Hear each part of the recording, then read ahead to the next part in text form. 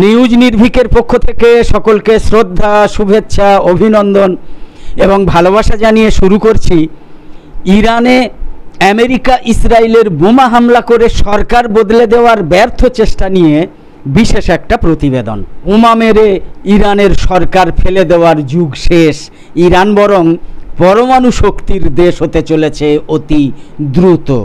তো আজকের এই গুরুত্বপূর্ণ ভিডিওটা না সরিয়ে একদম শেষ অবধি দেখতে অনুরোধ করছি সকলকে। অবশ্যই ভিডিওটা শেষ পর্যন্ত দেখুন, আর অনুরোধ করছি ভিডিওটা দেখা শেষ হলে ইউটিউব ভিডিওর ডেসক্রিপশান বক্সে এবং ফেসবুক ভিডিওর কমেন্ট বক্সে দেওয়া লিঙ্কে ক্লিক করে আমাদের নতুন জাকির হোসেন শেখ অফিসিয়াল ইউটিউব চ্যানেলটাকে ইচ্ছে করলে সাবস্ক্রাইব করে রাখতে পারেন। এটা আমাদের নিউজ নির্ভীকের বিকল্প ইউটিউব চ্যানেল। গত মাসে আমেরিকা ইরানের পারমাণবিক স্থাপনাগুলোতে যে বিমান হামলা চালিয়েছিল তাতে আসলে কী পরিমাণ ক্ষতি হয়েছে তা কিন্তু এখনো পর্যন্ত নিশ্চিতভাবে জানা যায়নি। তবে মার্কিন প্রেসিডেন্ট ডোনাল্ড ট্রাম্প গত জুনে ন্যাটো সম্মেলনে দাঁড়িয়ে গর্ব করে বলেছিলেন যে আমার বিশ্বাস এটা সম্পূর্ণ ধ্বংস হয়েছে, মানে ইরানের স্থাপনাগুলো, পারমাণবিক স্থাপনাগুলো সম্পূর্ণ ধ্বংস হয়েছে। যদিও আমেরিকার গোয়েন্দা সংস্থার একটা প্রাথমিক প্রতিবেদনে বলা হয়েছে যে ইরান হয়তো কয়েক মাসের মধ্যেই আবার ইউরেনিয়াম সমৃদ্ধকরণ কাজ শুরু করতে পারবে। একই ধরনের মন্তব্য করেছেন আবার আন্তর্জাতিক পারমাণবিক শক্তি সংস্থার মহাপরিচালক রাফায়েল মারিয়ানো গ্রোসি। তবে অনেক বিশেষজ্ঞই বলছেন আবার যে এই সব মন্তব্য ইরানকে আবারও আক্রমণ করার জন্য যোগসাজশী একটা পাঁয়তারাও হতে পারে। সে যাই হোক না কেন, একটা বিষয় মোটামুটি নিশ্চিত এবং সেটা হলো এই বিশাল মার্কিন ইসরায়েলি বোমাবর্ষণ কিন্তু ইরানের জনগণকে ইসলামী প্রজাতন্ত্রের বিরুদ্ধে সামান্যতম বিদ্রোহেও উস্কে দিতে পারেনি। ইসরায়েলি প্রধানমন্ত্রী বেঞ্জামিন নেতানিয়াহু সেই ফলাফলটাই কিন্তু আশা করেছিলেন। এমনকি ডোনাল্ড ট্রাম্প নিজেও বলেছিলেন যে এই সরকার যদি ইরানকে আবার মহান করতে না পারে তাহলে সরকার পরিবর্তনই সঠিক সমাধান। তবে তিনি বলেননি যে সেই পরিবর্তনটা দেশীয়ভাবে হবে নাকি বাইরে থেকে চাপ দিয়ে ঘটানো হবে, এটা তিনি বলেননি। সাধারণ জনগণের ওপর বোমা ফেললে তারা ভয় পেয়ে সরকার বিরোধী হয়ে উঠবে এবং নিজেরা বাঁচতে তারা সরকারকে গদি থেকে টেনে নামিয়ে দেবে, এটা বহুদিনের একটা পুরনো চিন্তাভাবনা। অথচ সময়ের পরীক্ষায় এই ধারণা বারবার ভুল বলে কিন্তু প্রমাণিত হয়েছে। 1937 সালে স্পেনে গৃহযুদ্ধের সময় জার্মানি এবং ইতালির বাহিনী যখন গোয়ের্নিকা শহর বোমা মেরে গুঁড়িয়ে দিয়েছিল তখনও কিন্তু জনগণের মনোবল ভাঙেনি, এটা ইতিহাস সাক্ষ্য দিচ্ছে। তারপর দ্বিতীয় বিশ্বযুদ্ধে হিটলার ব্রিটেনে যে তাণ্ডব চালিয়েছিলেন, কিংবা মিত্রশক্তি নাৎসি জার্মানির শহর ধ্বংস করে দিয়েছিল, তাতেও কিন্তু সাধারণ মানুষ সেই দেশের সরকারের বিরুদ্ধে বিদ্রোহ করেনি। একইভাবে 1956 থেকে 1968 সালের মধ্যে উত্তর ভিয়েতনামে অপারেশন রোলিং থান্ডার নামের ব্যাপক বোমাবর্ষণ চালানো হয়েছিল, কিন্তু সেখানেও এই তত্ত্ব ব্যর্থ হয়েছিল। 21 মাস ধরে গাজায় ইসরায়েল যে বিমান হামলা চালাচ্ছে, বেঞ্জামিন নেতানিয়াহু যে বিমান হামলা চালাচ্ছে, তাতেও কিন্তু একই ফলাফল দেখা যাচ্ছে। তারপরেও আমেরিকা ইসরায়েল ভাবলো কি করে যে ইরানে বোমা হামলা করে খামেনেই সরকারকে পাল্টে দেওয়া যাবে, সেটাই এখন আশ্চর্যের বিষয় হয়ে দাঁড়াচ্ছে। এই ধরনের যুদ্ধনীতিকে বলা হয় স্ট্র্যাটেজিক বোম্বিং বা স্যাচুরেশন বোম্বিং বা টেরর বোম্বিং। দুটো বিশ্বযুদ্ধের মধ্যবর্তী সময়ে ইতালির জেনারেল জুলিও দৌহে এই কৌশলটা প্রথম প্রস্তাব করেছিলেন, কিন্তু দ্বিতীয় বিশ্বযুদ্ধের সময় এই নির্মম বোমা হামলাগুলোর সঙ্গে সবচেয়ে বেশি জড়িয়ে পড়েছিলেন দুজন। একজন হলেন ব্রিটিশ রয়্যাল এয়ারফোর্সের বম্বার কমান্ড প্রধান আর্থার বম্বার হ্যারিস এবং অন্যজন হলেন মার্কিন বিমান বাহিনীর জেনারেল কার্টিস এমারসন লে মে। জেনারেল লে মে 1944 থেকে 1945 সালের মধ্যে জাপানের বহু শহর একেবারে ধ্বংস করে দিয়েছিলেন এবং লক্ষাধিক বেসামরিক মানুষকে হত্যা করেছিলেন। পরে তিনি নিজেই বলেছেন, যদি আমেরিকা এই যুদ্ধে হেরে যেত তাহলে আমাকেই যুদ্ধাপরাধী হিসেবে বিচার করা হতো। এই ইতিহাসগুলো দেখায় যে সাধারণ মানুষের ওপর হামলা করে তাদের মনোবল ভেঙে দেওয়ার এবং তাদের সরকার বিরোধী বানানোর পরিকল্পনা যতবারই নেওয়া হয়েছে ততবারই সেগুলো ব্যর্থ হয়েছে। বরং এই ধরনের কৌশল বর্বরতা এবং যুদ্ধাপরাধের নামেই বেশি পরিচিতি পেয়েছে। কৌশলগত বোমাবর্ষণ বা পরিকল্পিতভাবে শহরের ওপর ব্যাপক বিমান হামলা দ্বিতীয় বিশ্বযুদ্ধের সময় বহু শহরকে ধ্বংস করে দিয়েছিল। ব্রিটিশ কমান্ডার আর্থার হ্যারিস অনেক বোচ, মানে জার্মানদের জন্য অবজ্ঞাসূচক একটা শব্দ বোচ, হত্যা করতে চেয়েছিলেন এবং তা তিনি অনেকাংশে করতে পেরেও ছিলেন।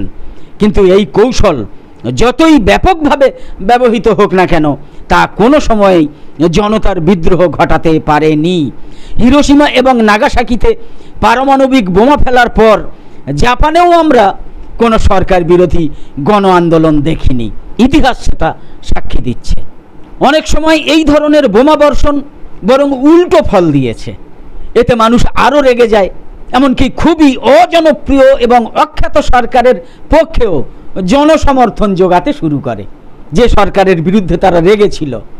1941 সালে জার্মান বাহিনী লন্ডনের ওপর যখন বিমান হামলা চালায় তখন লন্ডনবাসী আরও জেদি হয়ে উঠেছিল। তারা আরও দৃঢ়ভাবে বিশ্বাস করতে শুরু করেছিল যে তাদের শহর এই আক্রমণ সহ্য করে দিব্যি টিকে থাকবে। উইনস্টন চার্চিল তখন জনপ্রিয় ছিলেন, কিন্তু এই প্রতিক্রিয়া শুধু তার জনপ্রিয়তার কারণে হয়নি। একই ধরনের দৃঢ়তা দেখা গিয়েছিল বার্লিনেও। জার্মানিতে হামলার পর মিত্রবাহিনীর ওপর এমন জার্মান লোকও খেপে গিয়েছিলেন যিনি কিনা হিটলারকে সম্পূর্ণভাবে ঘৃণা করতেন মনে প্রাণে। আসলে বেশিরভাগ মানুষই চায় না বিদেশি শক্তি এসে তাদের দেশকে বোমা মেরে ধ্বংস করুক, এমনকি যদি তারা নিজেদের সরকারকে অপছন্দ করে তাহলেও তারা সেটা চায় না। এটা বিশেষভাবে ইরানের মতো একটা গর্বিত দেশের ক্ষেত্রে তো আরও বেশি করে খাটে। 1953 সালে আমেরিকা এবং ব্রিটেনের সহায়তায় ইরানে একটা সামরিক অভ্যুত্থান হয়েছিল। সেই অভ্যুত্থান একটা নবীন গণতন্ত্রকে পুরোপুরি ধ্বংস করে দিয়েছিল। এরপর থেকে ইরানিদের মনে পশ্চিমা দেশগুলোর প্রতি এমনিতেই সন্দেহ থেকে গিয়েছিল। এই পরিস্থিতিতে কল্পনা করা খুব কঠিন যে ইরানিরা হঠাৎ করে ডোনাল্ড ট্রাম্পের মেক আমেরিকা গ্রেট এগেইন বা মাগা যাকে বলে সেই মাগার অনুকরণে মেক ইরান গ্রেট এগেইন বা মিগা স্লোগানকে গ্রহণ করবে, এটা তো সম্ভবই নয়। আর বেঞ্জামিন নেতানিয়াহুকে রাজনৈতিক ত্রাণকর্তা বা উদ্ধারকর্তা হিসেবে দেখা, সেটা তো আরও অবাস্তব, আরও পাগলের চিন্তা। এশিয়া এবং মধ্যপ্রাচ্যে পশ্চিমা সামরিক হস্তক্ষেপের পূর্ববর্তী অভিজ্ঞতা থেকে জানা যাচ্ছে যে বোমাবর্ষণের মাধ্যমে কখনোই গণতান্ত্রিক পরিবর্তন আনা যায় না।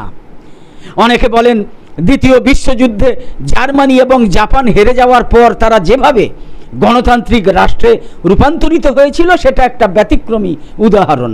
তবে সেই রূপান্তরের পেছনে শুধু বোমাবর্ষণ কাজ করেছিল এমনটা নয়, কিন্তু আসলে যুদ্ধের পর এই দেশগুলোর ভেতরের প্রভাবশালী মানুষেরা মিত্রবাহিনীর ছায়ায় গণতন্ত্র গড়েছিলেন।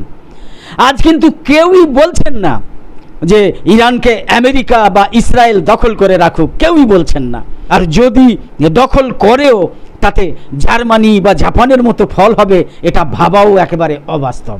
ইরানে এখন যে ইসলাম ধর্মভিত্তিক সরকার চলছে সেটা আমেরিকা পোষিত রেজা শাহ পাহলবির অনুসারীদের পছন্দ নয়, এটা সকলে জানেন। ইরানের সরকার যদি কখনো বদলেও যায় তো সেটা শুধু ইরানিদের হাতেই বদলাবে, বাইরের চাপিয়ে দেওয়া কোনো শক্তি দিয়ে সেটা হবে না।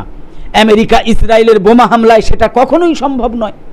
আমেরিকা ইসরায়েলের হামলায় ইরানের কিছু সামরিক দুর্বলতা ধরা পড়লেও এই হামলা খামেনেইয়ের ইসলামী শাসনের বিরুদ্ধে ইরানের সাধারণ মানুষের আন্দোলনকে উল্টে দুর্বল করে দিয়েছে। মানে যারা ওই রেজা শাহ পাহলবির অনুসারী বা আমেরিকার পোষিত কিছু সংস্থার এদের আন্দোলন উল্টে দুর্বল করে দিয়েছে। কারণ বাইরের হামলা অনেক সময় দেশের ভেতরে সরকার বিরোধী শক্তিগুলোর প্রতি সন্দেহ তৈরি করে, আর সরকার তখন সেই সুযোগে আরও সতর্কতামূলক ব্যবস্থা গ্রহণ করে। যুদ্ধের পরবর্তী ইরান যেটা করতে শুরু করেছে, ফাঁকফোকরগুলো মেটাতে শুরু করেছে। ইরানের বিখ্যাত অভিনেতা রেজা কিয়ানিয়ানের প্রতিক্রিয়া থেকেই কিন্তু বিষয়টা ভালোভাবে বোঝা যাচ্ছে। তিনি 2022 সালের ইরানের ইসলামী সরকার বিরোধী আন্দোলনের একজন দৃঢ় সমর্থক ছিলেন এবং সরকারের কড়া সমালোচক হিসাবেই তিনি পরিচিত সারা বিশ্বে। তাই ধরে নেওয়া যায় তিনি অবশ্যই একটা কথিত গণতান্ত্রিক ইরান দেখতে চেয়েছিলেন বা চান। কিন্তু যখন আমেরিকা এবং ইসরায়েল ইরানে বোমা হামলা শুরু করলো ইরানে, তখন তার কাছেই, সেই অভিনেতা রেজা কিয়ানিয়ানের কাছেই দেশপ্রেম হয়ে উঠল সব থেকে বড়। তিনি ফিনান্সিয়াল টাইমসকে বলেছেন, কেউ যদি ইরানের বাইরে বসে আমাদের বলে ওঠো বিদ্রোহ করো, তা আমি তো মানব না। ইরান আমার দেশ, কি করব বা কি করব না সেই সিদ্ধান্ত আমিই নেব, তুমি আমাকে শেখাবে না আমার দেশে আমি কি করব। তার এই কথার মধ্যে বিদেশি হস্তক্ষেপ নিয়ে একটা যে ন্যায্য ক্ষোভ আছে সেটা কিন্তু ভালোভাবে বোঝা যাচ্ছে। কোনো শাসক চাপের মুখে কিভাবে প্রতিক্রিয়া দেখাবে তা আগে থেকে বলা যায় না। তবে এখনও পর্যন্ত দেখা যাচ্ছে যে আমেরিকা ইসরায়েলের হামলার পর ইরানের সরকার বরং আরও বেশি কঠোর হয়েছে। তারা দেশদ্রোহী ইসরায়েলের চরেদের বিরুদ্ধে বা আরও সব যারা আমেরিকার সঙ্গে ইসরায়েলের সঙ্গে হাত মিলিয়ে আন্দোলন করে তাদের বিরুদ্ধে কঠোর পদক্ষেপ গ্রহণ করছে। সব থেকে বড় কথা, ইসরায়েল আমেরিকার হামলার পর ইরানের কিছুটা হলেও সামরিক দুর্বলতা প্রকাশ পাওয়ার ফলে সরকারের ভেতর থেকে আরও জোর দিয়ে পরমাণু অস্ত্র তৈরির চেষ্টা বেড়ে গিয়েছে। এটা নিঃসন্দেহে এমন কিছু নয় যা বেঞ্জামিন নেতানিয়াহু বা ডোনাল্ড ট্রাম্প চেয়েছিলেন। কিন্তু বাইরের চাপ আর ভেতরের নিরাপত্তাহীনতা মিলিয়ে ইরানের সরকার হয়তো এখন আরও বেশি দ্রুততার সাথে পরমাণু অস্ত্র তৈরির পথে এগিয়ে যাবে। তার মানে আমেরিকা ইসরায়েলের ইরানে বোমা হামলা ইরানের জন্য সেটা সাপে বর হয়েছে বলা যায়।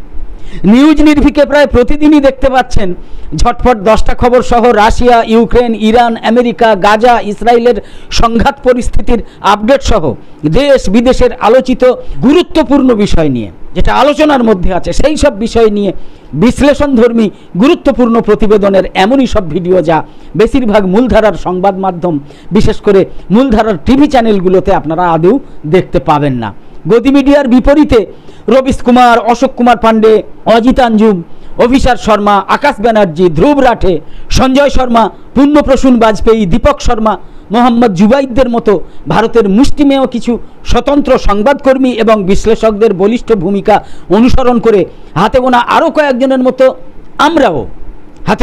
কয়েকজনের মতো আমরাও সত্য খবর উন্মোচনে সদা দায়বদ্ধ থাকার চেষ্টা করি। অন্তত আমাদের গুরুত্বপূর্ণ ভিডিওর বা লাইভ সম্প্রচারের নোটিফিকেশান পেতে ইউটিউবে সাবস্ক্রাইব করে পাশের বেল আইকন অন করে রাখুন এবং ফেসবুকে লাইক ও ফলো করে আমাদের আরও নতুন নতুন ভিডিও বানাতে এবং লাইভ সম্প্রচারে উৎসাহিত করতে লাইক, কমেন্ট এবং শেয়ার করে নিউজ নির্ভীক ইউটিউব চ্যানেল আর ফেসবুক পেজের সঙ্গে থাকুন। তো আপাতত শেষ করছি।